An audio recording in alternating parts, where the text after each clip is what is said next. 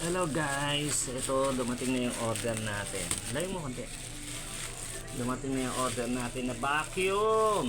Ayan, mababacuum ko na yung mga maliliit na alikabok sa kotse. Medyo mahal na yung binili natin para sigurado na matibay. Hindi ba yung mahal, basta sure ball. Paano ba to bubuksan? Ayun. Ayun o. Oh.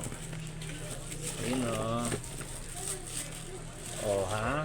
Mas heavy duty ito kesa dun sa unang nabili.